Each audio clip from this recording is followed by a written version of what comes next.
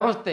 मेरा नाम धीरज शर्मा है और आप कलम इंडिया न्यूज देख रहे हैं। हमारे कार्यक्रम पेपर वाला में आप सभी का बहुत बहुत स्वागत है। तो आज की जो भी खबरें हैं एक एक करके हम लोग जान लेते हैं। देखिए, आज तो कल छुट्टी थी तो आज अखबार आया नहीं, तो क्या कुछ अखबार में छपी हुई खबरें हैं या होंगी वो हम अभी बता नहीं पाएंगे, लेकिन हाँ, कुछ खबरें हमारे पास है जिसका जानना आपके लिए बेहद जरूरी है। पहली खबर आप हेडिंग से भी समझ गए होंगे। सम्राट चौधरी ओवर कॉन्फिडेंट में दिख रहे हैं। भाजपा के प्रदेश अध्यक्ष हैं, अच्छी बात है, ओवर कॉन्फिडेंट में रहना ही चाहिए, लेकिन किसी बड़े नेता के लिए यह कहना कि मुखिया का भी चुनाव नहीं जीतेंगे शोभा नहीं देता है। शोभा की बात नहीं है, मतलब अच्छा नहीं लगता है। अब उन्होंने कल कह दिया कि लालू यादव अब मुखिया भी नहीं बन सकते। अब लीजिए, ऐसा थोड़ी होता है। तो लालू यादव अभी चाहेंगे जहां से अगर चुनाव लड़ेंगे वहां से जीतेंगे। एक ताकत होती है ना नेता में जी, एक जो बल है उसको कैसे छीन लीजिएगा। अभी का जो माहौल है, अभी की जो स्थिति है, अगर अनुमति कोर्ट की तरफ से मिल जाए तो लालू यादव जहां से चुनाव लड़ेंगे। अब जहां से मान लीजिए, समझ रहे कि वहीं से लड़ेंगे ना जहां उनका अपना क्षेत्र होगा, बहुल क्षेत्र होगा, साथ ही साथ जो एक रणनीति के तहत सारे नेता चुनाव लड़ते हैं, वहां से चुनाव जीतेंगे। ये इसलिए हम कह रहे हैं क्योंकि सोच के देखिए, कोनो बिहार भर में तो लालू यादव सिमटे हुए हैं नहीं, देश और देश के बाहर पूरी दुनिया में उनका जो है ख्याति, उनकी ख्याति। ऐसे में किसी बड़े नेता को कम आंकना उचित नहीं होगा। तो सम्राट चौधरी लगातार बयान देते रहते हैं। मुख्यमंत्री नीतीश कुमार पर ज्यादातर हमलावर रहते हैं। उन्होंने फिर एक बार कहा मुख्यमंत्री नीतीश कुमार को लेकर कि वो मेमोरी लॉस सीएम हो गए। हालांकि देखिए, भाजपा के लोग जो हैं, हमारे पास जो इन्फॉर्मेशन है, जान लीजिए, जाना ज्यादा जरूरी है आपके लिए। सारे लोगों ने प्लान कर लिया है कि किसी भी स्थिति परिस्थिति में नीतीश कुमार को इतना मेमोरी लॉस सीएम कहिए, इतना मेमोरी लॉस सीएम कहिए कि पूरे जहां में ये मैसेज फैल जाए कि उनको भूलने की बीमारी होता है ना। अफवाह अगर फैली तो इतना दूर तक जाती है कि फलनामो टोकता है तो कहता है कि तोरा बारे में कुछ सुन ले रही हो, तोरा बारे में कुछ सुन ले रही हो। अब कहाँ सुन ले रहा ना सुन ले रहा कुछ जानकारी नहीं थी, लेकिन सुन ले रही हो। तो चलिए, ये अफवाह है और अफवाहें जो लगातार चलती रहती है, इस पे हम जो है एक चर्चा जरूर करेंगे। कल चिराग पासवान से भी हमने ये सवाल किया था कि मुख्यमंत्री कई बार एम्स की जगह पे आईजीआईएमएस लगातार बोल रहे थे, तो उन्होंने कहा कि स्लिप ऑफ टंग हो सकता है।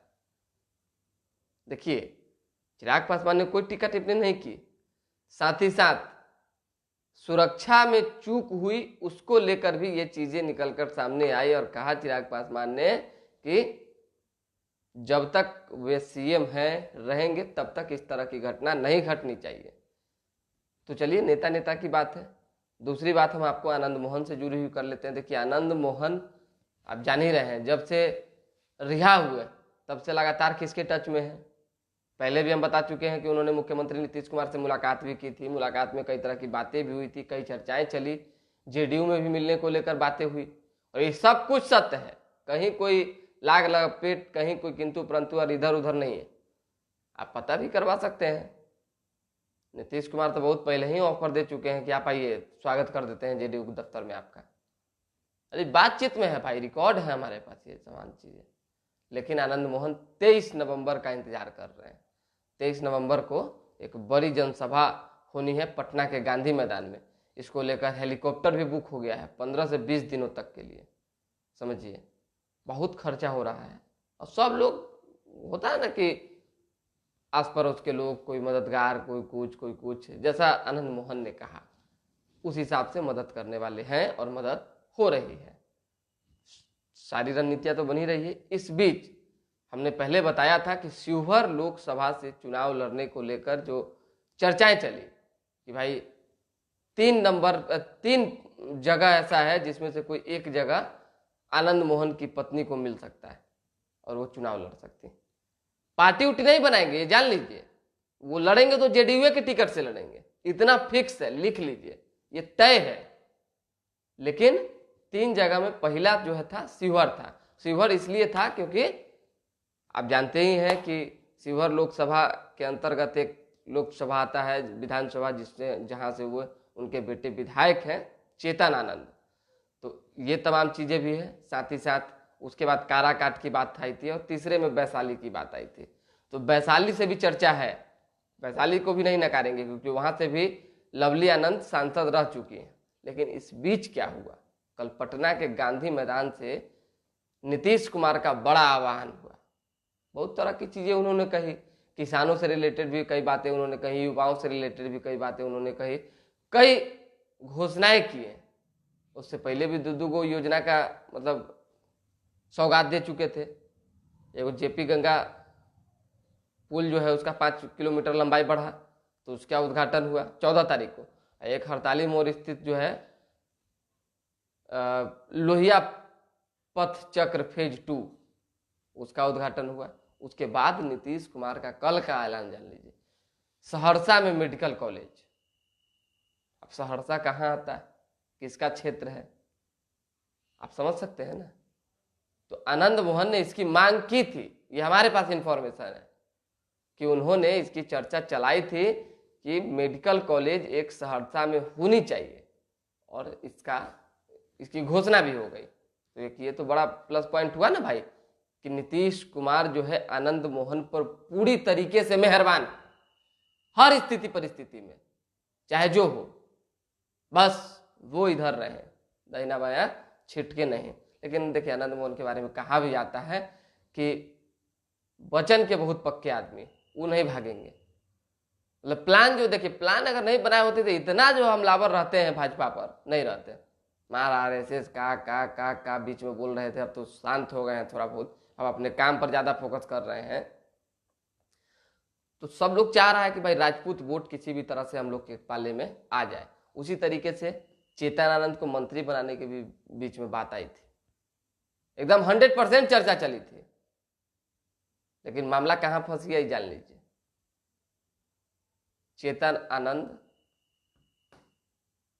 RJD कोटे से विधायक, जान लिया। अब जब वो RJD कोटे से विधायक हैं तो स्वाभाविक सी बात है मंत्री JDU कोटे से कैसे बनेंगे।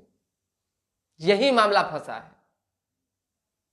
नीतीश कुमार चाह रहे हैं कि पूरी तरीके से आनंद मोहन हो चाहे चेतन आनंद हो, हम लोगों की पार्टी में आ जाए, साथ आ जाए JDU में। लेकिन यही नहीं हो सका।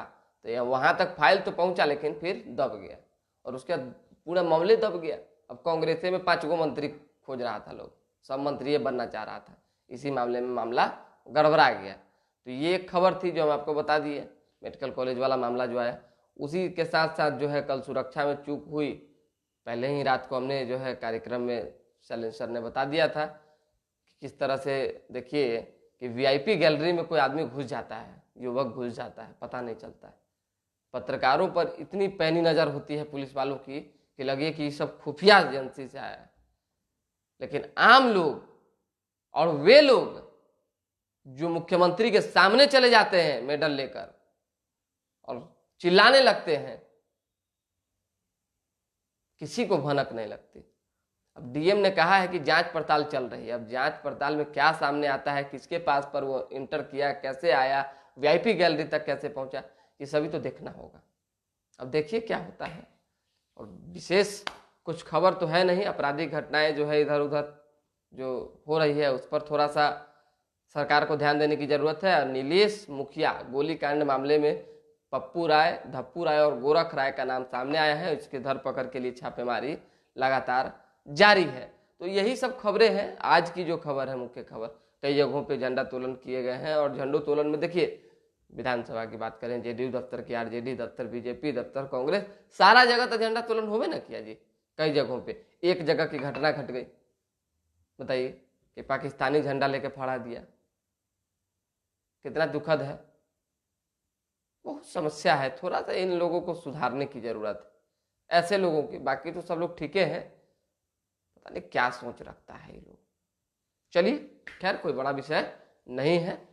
आज से लोकसभा चुनाव का जो है एक सीरीज हम लोग के यहाँ पहले से 8 बजे सत्ता साजिश और संग्राम में चल ही रहा है, चर्चा पर चर्चा जैसी।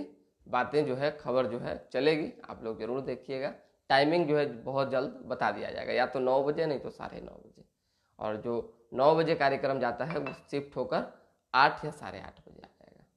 तो चलिए फिलहाल के लिए दे हमें इजाज़त, हमारे साथ बने रहें, देखते रहें कलम इंडिया न्यूज़। बस इतना ही खबर थी, विशेष तो कुछ है नहीं, होता तो जरूर बताते। बहुत बहुत धन्यवाद। थोड़ा लाइक सब्सक्राइब शेयर ये सब पे ध्यान दे दीजिए, और बाकी आप लोग जुड़ते रहिए, और क्या कहेंगे इससे ज़्यादा। बहुत बहुत धन्यवाद।